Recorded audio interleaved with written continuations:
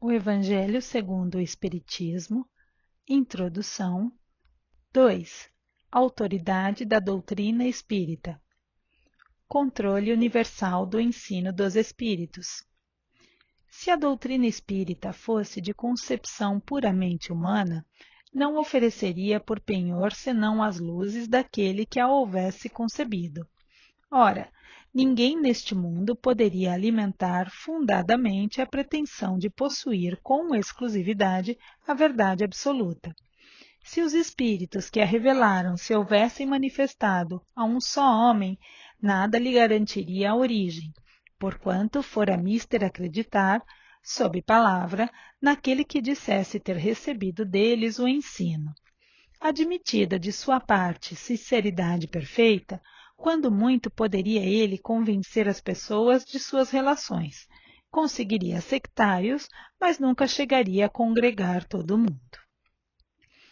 Quis Deus que a nova revelação chegasse aos homens por mais rápido caminho e mais autêntico.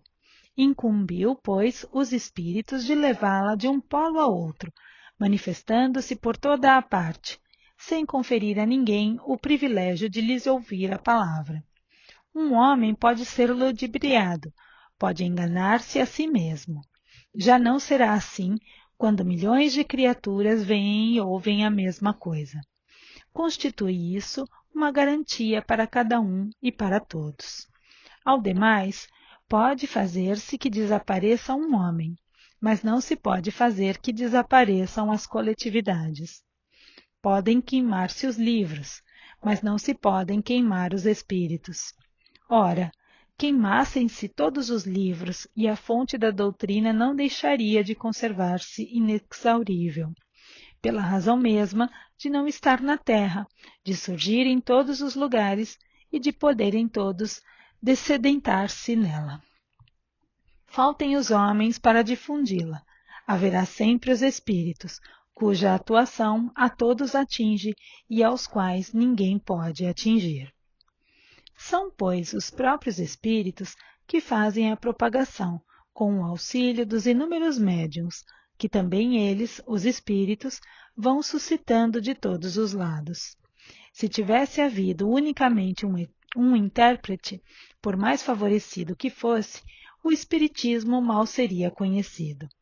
Qualquer que fosse a classe a que pertencesse, tal intérprete houvera sido objeto das prevenções de muita gente, e nem todas as nações o teriam aceitado, ao passo que os espíritos se comunicam em todos os pontos da terra, a todos os povos, a todas as seitas, a todos os partidos, e todos os aceitam. O espiritismo não tem nacionalidade e não faz parte de nenhum culto existente. Nenhuma classe social o impõe, visto que qualquer pessoa pode receber instruções de seus parentes e amigos de além-túmulo. Cumpre seja assim, para que ele possa conduzir todos os homens à fraternidade. Se não se mantivesse em terreno neutro, alimentaria as dissensões, em vez de apaziguá-las. Nessa universidade do ensino dos espíritos reside a força do espiritismo e também a causa de sua tão rápida propagação. Enquanto a palavra de um só homem, mesmo com o concurso da imprensa, levaria séculos para chegar ao conhecimento de todos, milhares de vozes se fazem ouvir simultaneamente em todos os recantos do planeta, proclamando os mesmos princípios e transmitindo-os aos mais ignorantes, como aos mais doutos, a fim de que não haja deserdados. É uma vantagem de que não gozar ainda nenhuma das doutrinas surgidas até hoje. Se o Espiritismo, portanto, é uma verdade, não teme o mal-querer dos homens, nem as revoluções morais, nem as subversões físicas do globo, porque nada disso pode atingir os espíritos. Não é essa, porém, a única vantagem que lhe decorre da sua excepcional posição. Ela lhe faculta inatacável garantia contra todos os cismas que pudessem provir, seja da ambição de alguns, seja das contradições de certos espíritos. Tais contradições, não há negar, são um escolho. mas que traz consigo o remédio ao lado do mal.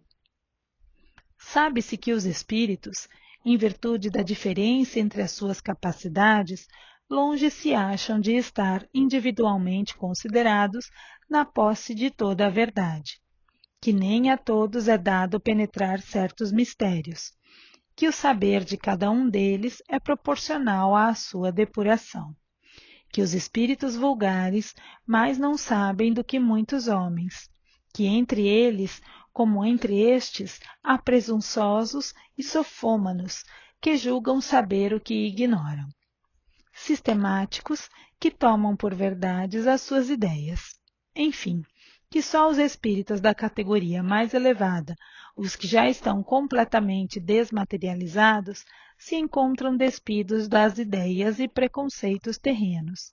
Mas também é sabido que os espíritos enganadores não escrupulizam em tomar nomes que não lhes pertencem, para impingirem suas utopias.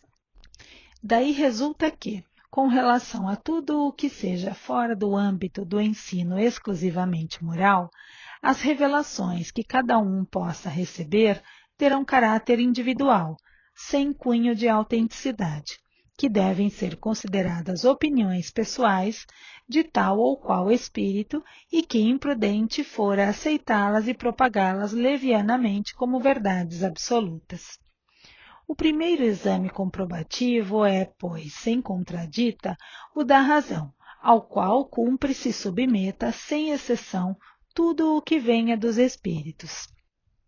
Toda teoria em manifesta contradição com o bom senso, com a lógica rigorosa e com os dados positivos já adquiridos, deve ser rejeitada, por mais respeitável que seja o nome que traga como assinatura.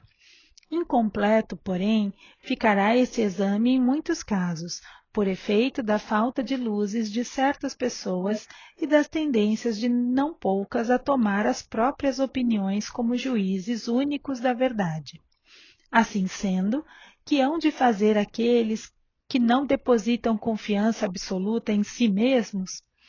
Buscar o parecer da maioria e tomar por guia a opinião desta. De tal modo é que se deve proceder em face do que digam os espíritos, que são os primeiros a nos fornecer os meios de consegui-lo. A concordância no que ensinem os espíritos é, pois, a melhor comprovação. Importa, no entanto, que ela se dê em determinadas condições. A mais fraca de todas ocorre quando um médium, a sós, interroga muitos espíritos acerca de um ponto duvidoso. É evidente que, se ele estiver sob o império de uma obsessão ou lidando com um espírito mistificador, este lhe pode dizer a mesma coisa sob diferentes nomes. Tampouco garantia alguma suficiente haverá na conformidade que apresente, o que possa se obter por diversos médiuns, num mesmo centro, porque podem estar todos sob a mesma influência. Uma só garantia séria existe para o ensino dos espíritos: a concordância que haja entre as revelações que eles façam espontaneamente, servindo-se de grande número de médiuns estranhos uns aos outros e em vários lugares. Vê-se bem que não se trata aqui das comunicações referentes a interesses secundários, mas do que respeita aos princípios mesmos da doutrina. Prova a experiência que, quando um princípio novo tem de ser enunciado, isso se dá espontaneamente em diversos pontos ao mesmo tempo e de modo idêntico, se não quanto à forma, quanto ao fundo. Se, portanto, aprouver a um espírito formular um sistema excêntrico, baseado unicamente nas suas ideias e com exclusão da verdade, pode ter-se a certeza de que tal sistema conservar-se-á circunscrito e cairá, diante das instruções dadas de todas as partes, conforme múltiplos exemplos que já se conhecem. Foi essa unanimidade que pôs por terra todos os sistemas parciais que surgiram na origem do Espiritismo, quando cada um explicava à sua maneira os fenômenos, e antes que se conhecessem as leis que regem as relações entre o mundo visível e o mundo invisível. Essa é a base em que nos apoiamos quando formulamos um princípio da doutrina. Não é porque esteja de acordo com as nossas ideias que o temos por verdadeiro. Não nos arvoramos absolutamente em árbitro supremo da verdade e a ninguém dizemos: crede em tal coisa, porque somos nós que vô-lo dizemos. A nossa opinião não passa aos nossos próprios olhos de uma opinião pessoal, que pode ser verdadeira ou falsa, visto não nos considerarmos mais infalível do que qualquer outro. Também não é porque um princípio nos foi ensinado que para nós ele exprime a verdade, mas porque recebeu a sanção da concordância. Na posição em que nos encontramos, a receber comunicações de perto de 1000 centros espíritas sérios, disseminados pelos mais diversos pontos da Terra, achamo-nos em condições de observar sobre que princípio se estabelece a concordância. Essa observação é que nos tem guiado até hoje, e é a que nos guiará em novos campos que o Espiritismo terá de explorar. Por quê? Estudando atentamente as comunicações vindas tanto da França como do estrangeiro, reconhecemos, pela natureza toda especial das revelações, que ele tende a entrar por um novo caminho e que lhe chegou o momento de dar um passo para diante.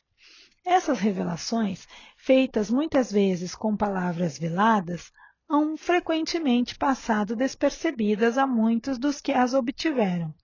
Outros julgaram-se os únicos a possuí-las.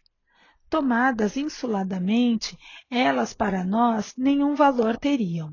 Somente a coincidência lhes imprime gravidade. Depois, chegado o momento de serem entregues à publicidade, cada um se lembrará de haver obtido instruções no mesmo sentido. Esse movimento geral, que observamos e estudamos, com a assistência dos nossos guias espirituais, é que nos auxilia a julgar da oportunidade de fazermos ou não alguma coisa. Essa verificação universal constitui uma garantia para a unidade futura do Espiritismo e anulará todas as teorias contraditórias. Aí é que, no porvir, se encontrará o critério da verdade. O que deu lugar ao êxito da doutrina exposta em O Livro dos Espíritos e em O Livro dos Médiuns foi que, em toda parte, todos receberam diretamente dos Espíritos a confirmação do que esses livros contêm.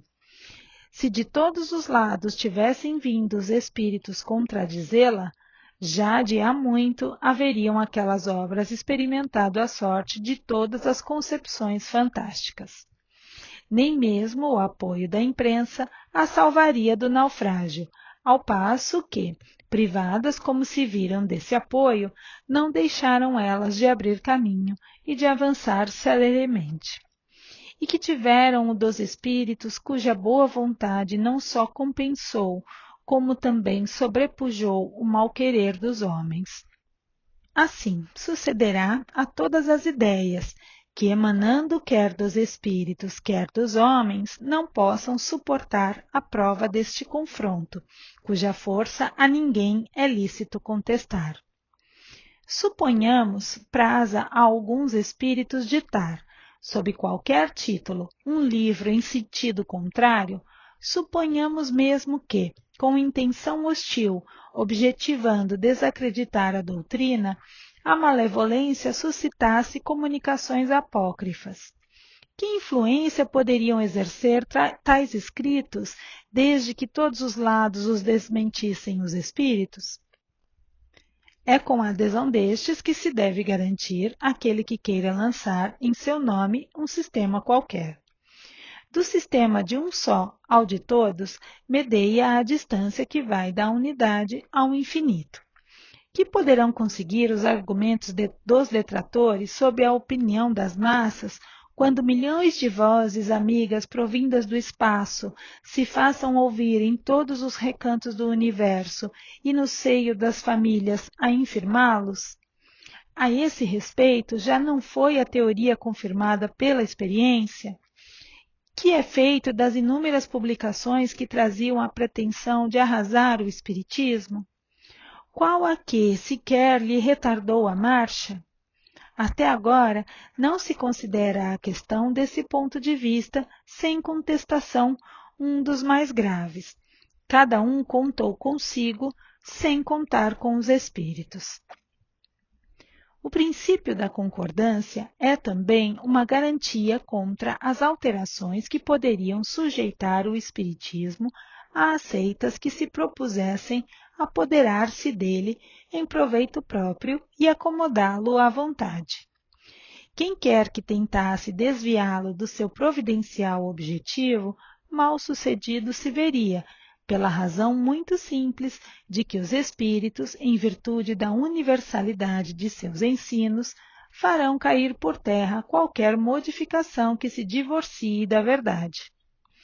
De tudo isso ressalta uma verdade capital, a de que aquele que quisesse opor-se à corrente de ideias estabelecida e sancionada poderia, é certo, causar uma pequena perturbação local e momentânea, nunca, porém, dominar o conjunto, mesmo no presente, nem ainda menos no futuro.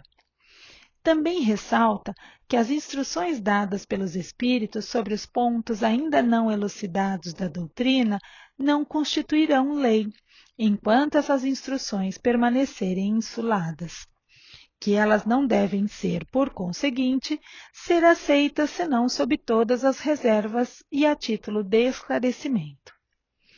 Daí a necessidade da maior prudência em dar-lhes publicidade. E em caso se julgue conveniente publicá-las, importa não as apresentar senão como opiniões individuais, mais ou menos prováveis, porém, carecendo sempre de confirmação. Essa confirmação é que se precisa aguardar, antes de apresentar um princípio como verdade absoluta, a menos que se queira ser acusado de leviandade ou de credulidade irrefletida. Com extrema sabedoria procedem os espíritos superiores em suas revelações.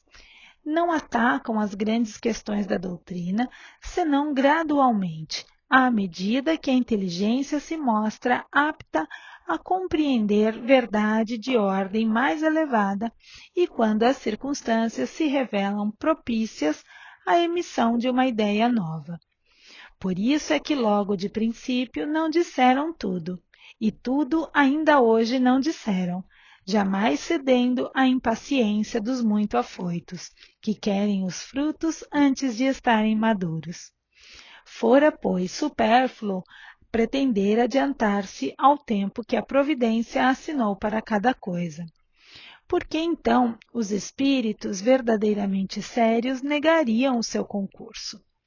Os espíritos levianos, pouco se preocupando com a verdade, a tudo respondem.